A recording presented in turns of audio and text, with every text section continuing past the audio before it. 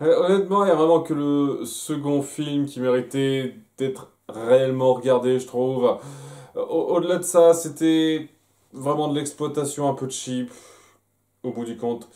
Et c'est pas surprenant dans un sens, mais j'espérais peut-être être étonné de certains trucs, mais ça n'a pas été le cas.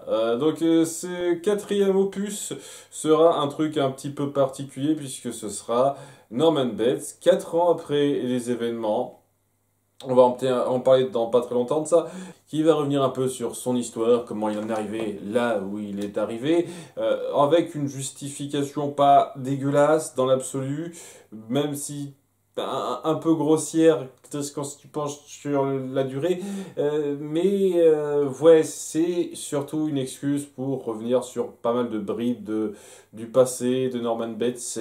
Dans l'idée, c'est clair et net que ça semblait l'excuse pour faire des petits segments ci et là avec une trame assez faiblarde et c'est clairement ce qu'on a quoi, une petite excuse et si vous auriez pu faire pire, vous auriez pu faire largement mieux, hein. Enfin bon, après une petite intro, ça démarre sur un gros plan sur Bush qu'on reverra tardivement dans la suite du film. Je sais pas si c'est votre délire avec ça.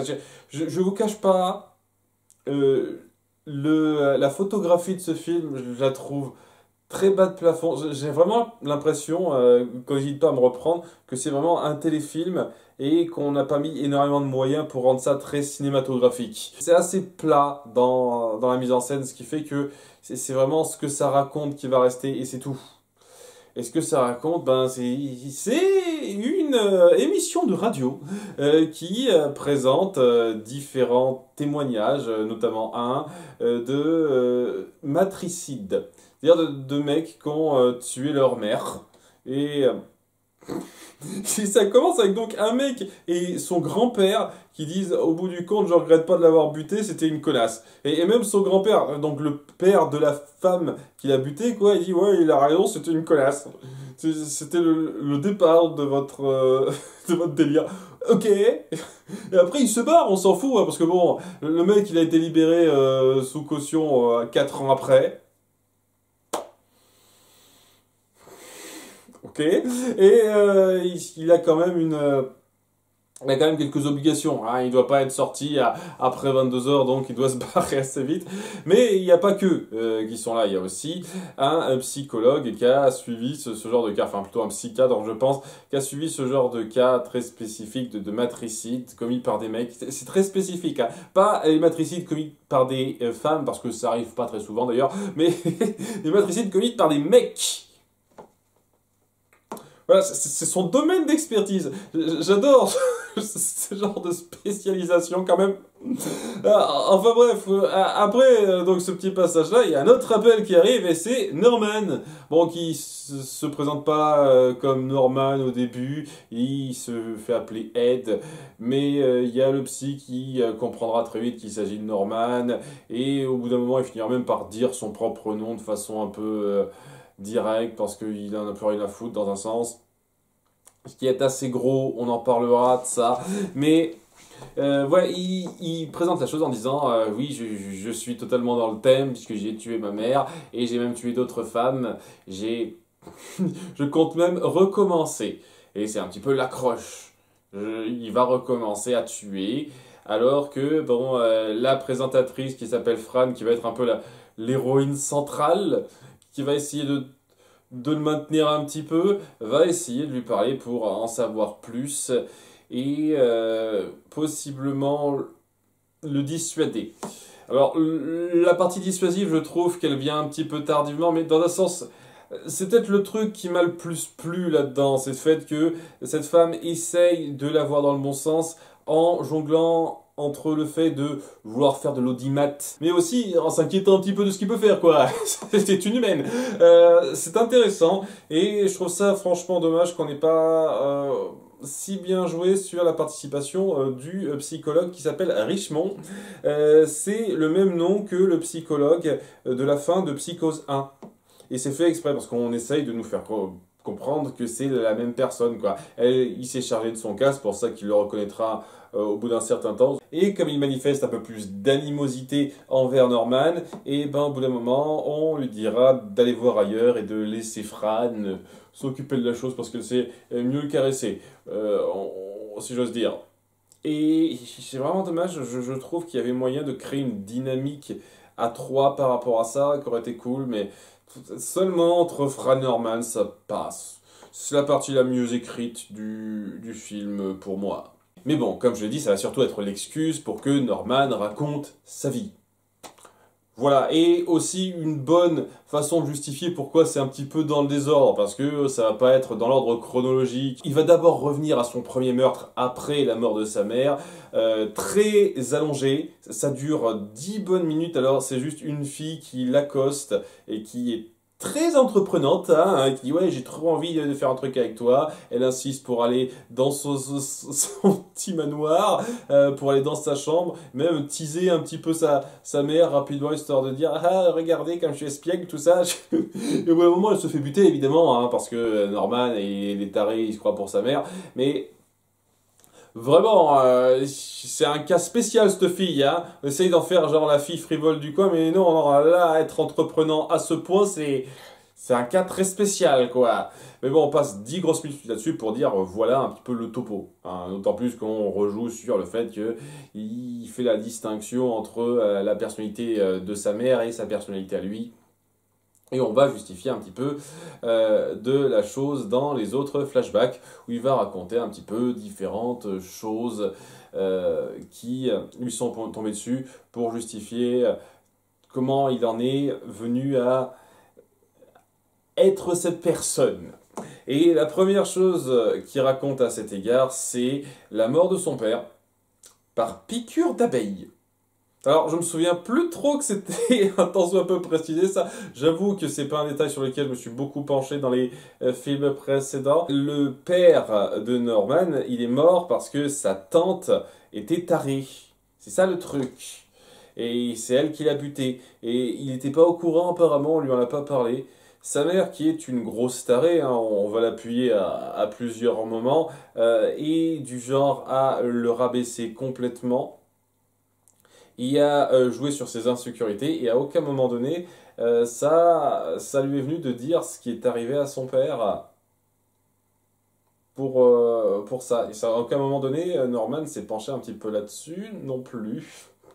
Il n'a jamais été très curieux apparemment. Hein. Apparemment, très vite, il a fait une grosse fixette sur elle parce qu'elle l'a un petit peu malmené de façon à ce qu'il se sentent vraiment dans un monde centré juste sur elle. Enfin bref, tout ça pour dire que je me souviens plus trop si ça avait été dit dans les deux films précédents qu'elle l'avait tué comme ça.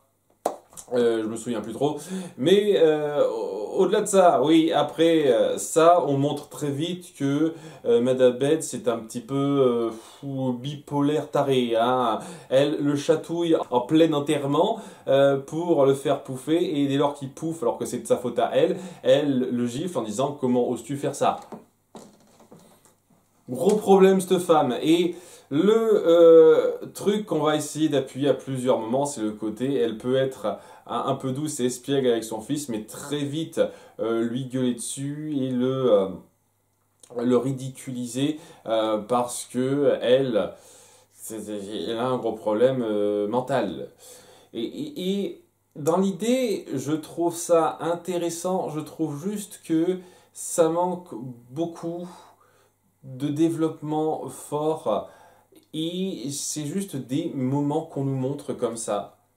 C'est un moment, autre flashback qui vient après, où elle a peur la nuit parce il y a la foudre, et elle appelle Norman pour venir la consoler, et pour qu'il la console, elle lui dit d'enlever ses vêtements parce qu'ils doivent être trempés pour se blottir contre elle. Comme ça, quoi, ce genre de truc. Et ce qui amène au passage la réplique la plus drôle de ce film. Enfin, disons que j'étais à l'étroit dans mon slip. Je suis pas sûr que l'acteur ait été très fier de la placer celle-là.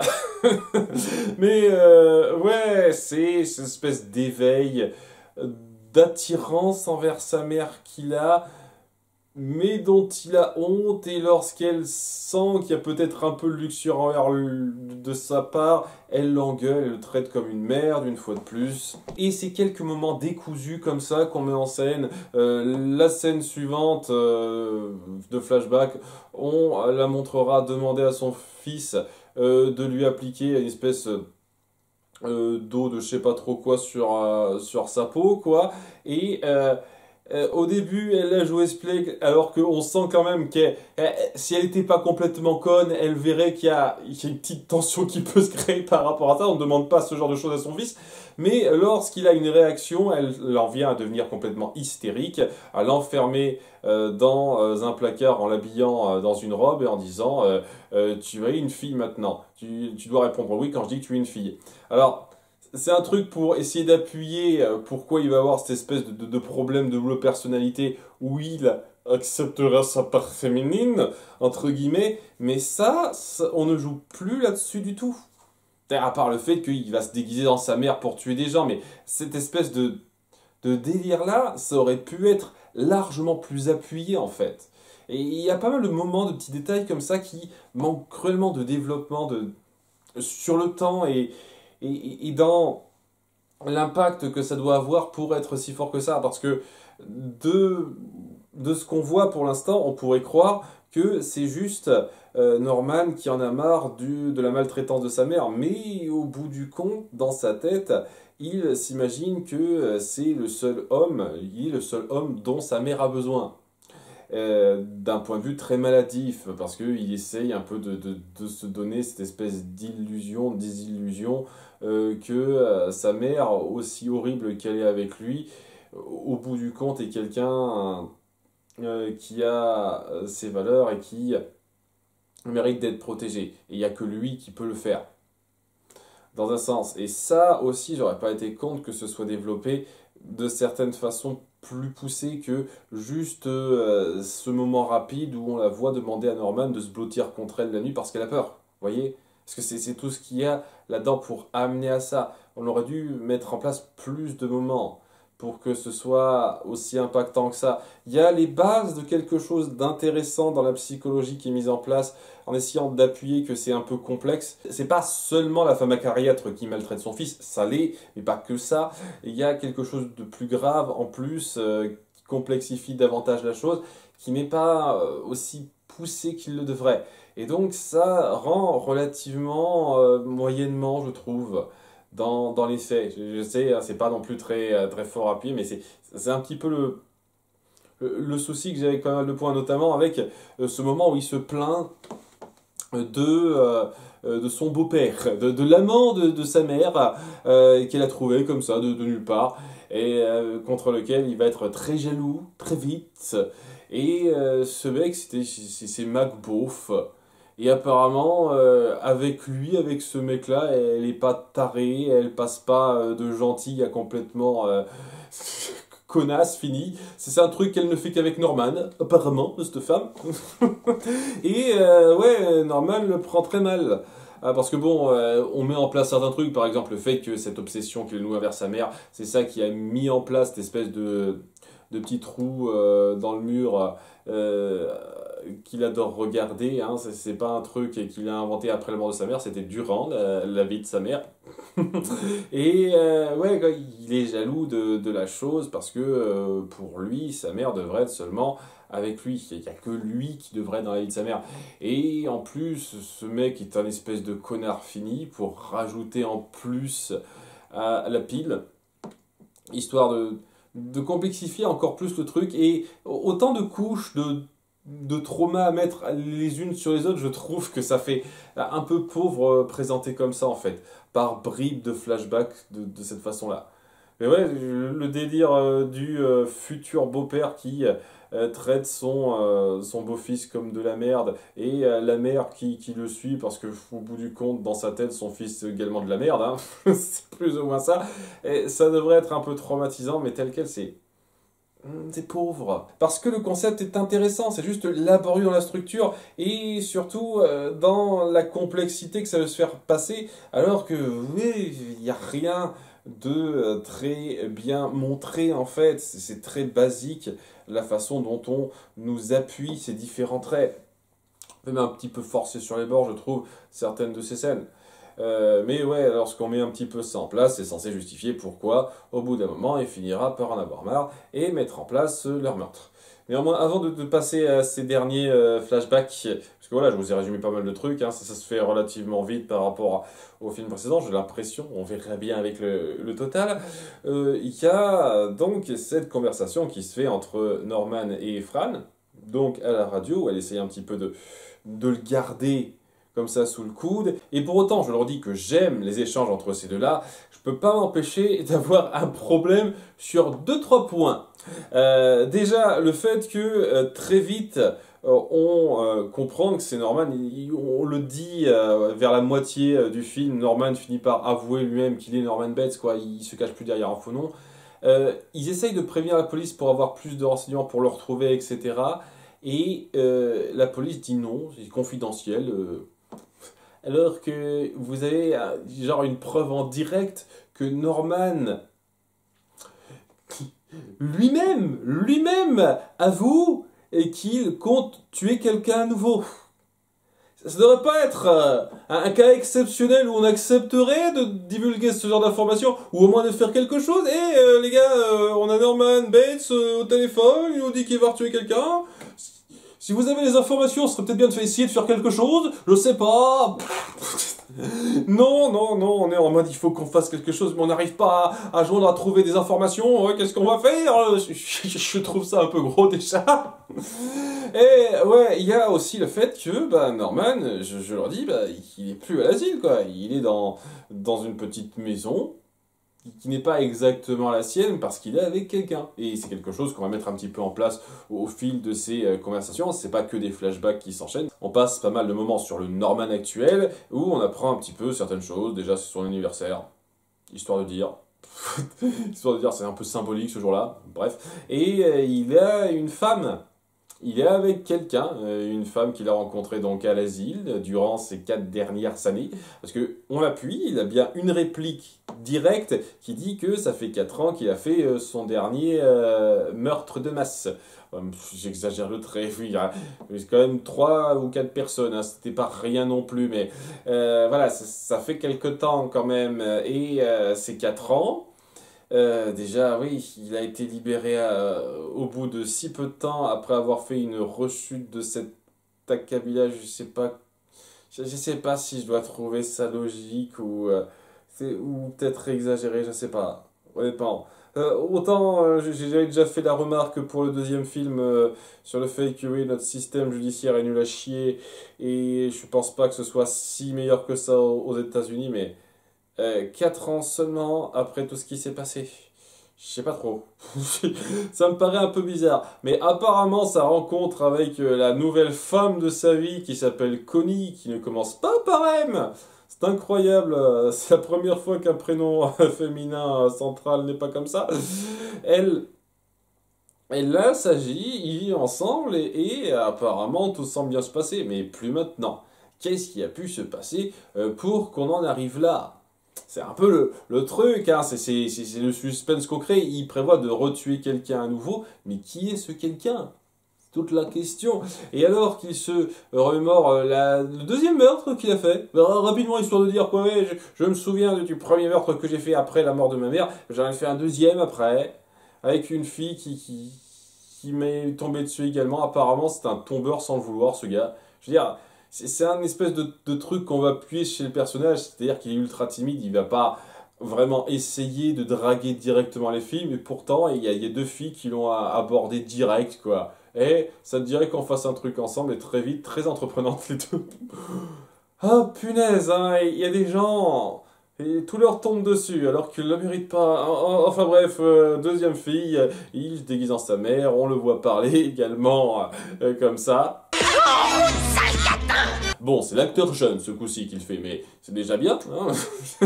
Et ouais, il la balance dans les temps, et on essaye d'appuyer que c'est vraiment un truc d'amateur dès tout début, quoi. C'est que sa deuxième, donc il l'a pas très bien tué, et il s'y reprend à deux fois, et même lorsqu'il la jette dans les temps, au bout du compte, elle était pas complètement morte, et elle finit par mourir noyée comme ça, ce qui l'horrifie un petit peu. À ce moment-là, c'est un peu bizarre, je comprends pas pourquoi il a gardé la tenue de sa mère. Je veux dire, c'était un peu le truc logique qu'on faisait à chaque fois, c'est-à-dire qu'il tuait la personne en tant que sa mère, et après, en tant que Norman, il nettoyait le truc. Là, il le fait en tant que sa mère. En tout cas, toujours habillé en sa mère, je sais pas trop. Bizarre. C'est un petit détail, ça. Pas très très grave cette partie-là. Enfin bref, ce petit flashback rappel histoire de dire hey, j'ai tué d'autres personnes, vous savez, hein, avant Marion quand même. Et il finit par raconter déjà ce qu'il veut tuer. Qui il veut tuer? Et ben c'est sa femme.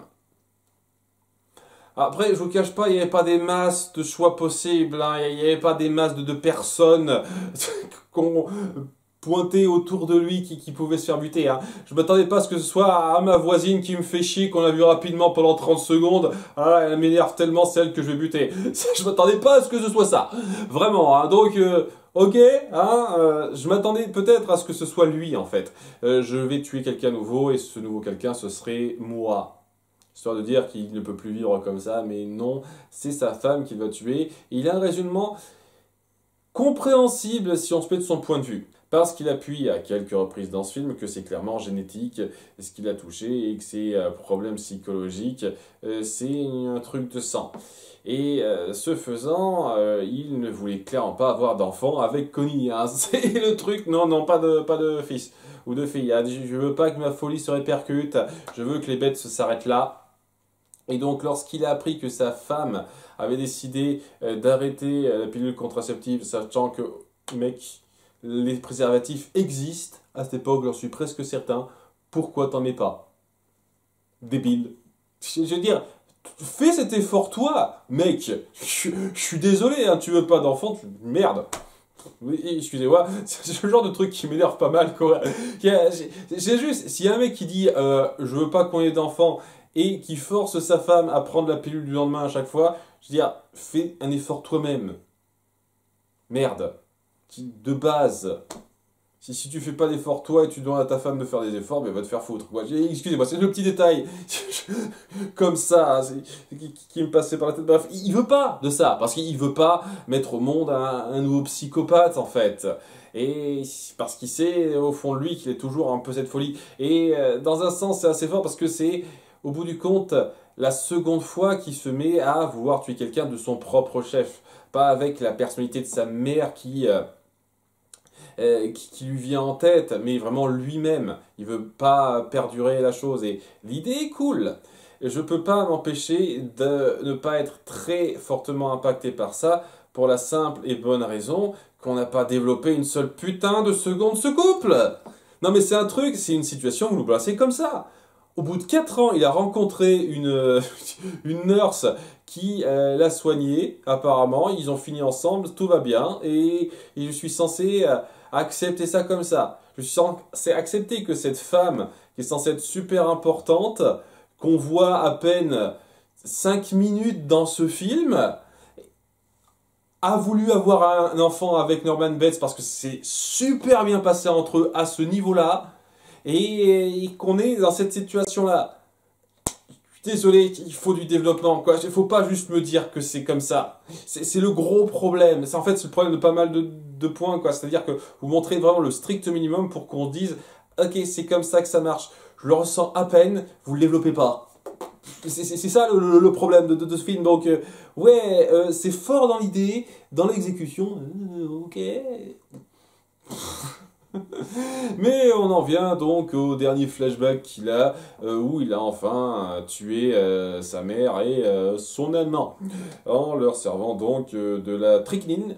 Hein, c'est un truc dont il a parlé lui-même dans les films 2 et 3, surtout le film 2 au passage, il l'a bien empoisonné, et donc on essaye d'être raccord avec ça, on essaye de faire un petit peu gaffe. Enfin bon, raccord, c'est le truc qui m'embête un petit peu, c'est que On essaye de faire cette espèce de petit suspense à la con à la fin du troisième film en disant qu'au bout du compte, il y a toujours cette folie qui reste en lui avec la main de sa fausse mère qu'il a gardée ou pas, je sais pas, c'est dans sa tête, une fois de plus pas clair ça. Et au bout du compte, c'est pas censé être le cas. Au bout du compte, il était censé partir vers la voie de la guérison, puisque tout allait bien jusqu'à cette histoire de je suis tombé enceinte. Si ça n'avait pas été le cas, il aurait pu poursuivre plutôt bien sa vie. Et je me perds un petit peu, je sais plus où j'en étais là. Je commence à devenir un peu taré moi aussi. Alors je parlais du fait qu'il s'apprêtait à tuer sa mère et que c'était raccord, mais il y a un truc qui était pas parfaitement raccord. Et c'est le truc en question, c'est le fait qu'il est censé rester complètement fou à la fin du 3, mais en fait non, puisqu'il est parti sur la voie de la guérison. Voilà, c'est ça le truc. Donc c'est le truc qui était pas raccord. Excusez-moi, je pars sur une tangente où je me perds moi-même. Je sais pas si je vais garder ça, j'espère que ça vous plaira, peut-être que ce sera divertissant. En tout cas, bref, il raconte qu'il les a empoisonnés, quoi. Et donc, voilà, on fait durer la chose. C'est plutôt satisfaisant, on va dire, ce côté, c'est sa mère qui couche avec l'autre en n'ayant rien à foutre de faire du bruit, qui considère son fils comme son laquais, une fois de plus. Il les bute enfin.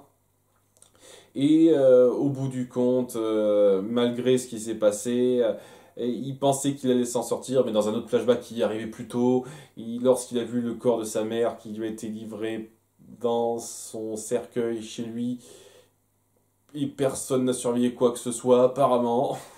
Aucune famille proche d'une quelconque façon, personne pour l'enterrer ou quoi que ce soit. Non.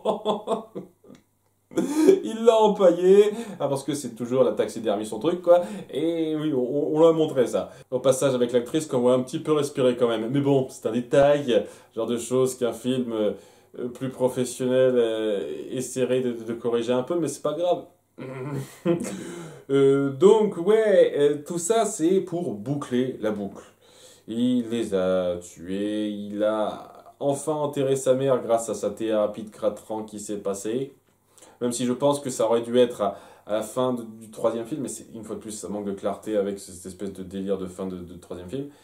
Et il finit par lâcher l'affaire en disant que il s'apprête à faire ça. Et malgré ce qu'elle essaye de faire pour le convaincre à la fin, Fran, parce qu'elle essaye vraiment de défendre son cas, et ben elle ne va pas y arriver. Et il s'apprête à se débarrasser de sa femme en l'invitant tranquillou à le rejoindre dans la maison de sa mère. Si ça te dirait de fêter mon anniversaire au Bates Motel, tu sais, l'endroit complètement désert, plein de toiles d'araignée où il n'y a personne, je te jure, ça va bien se passer. Et sa femme, elle dit ok, hein, je suis, hein, bizarre tes instructions, mais je suis. Hein. Et lorsqu'elle le suit donc jusqu'à l'intérieur du manoir, comme je dis, plein de toiles d'araignée, hein, à l'abandon depuis quelques années maintenant, et ben il finit par bien faire savoir que il veut pas de cet enfant-là, quoi. Il prend un couteau qu'il avait caché quelque part dans une armoire depuis tout ce temps, on sait jamais, hein, il y a des petits couteaux cachés quelque part, ci et là, au besoin. Il essaye de l'attaquer, on fait un peu le suspense par rapport à ça, mais à la fin, il n'y arrive pas.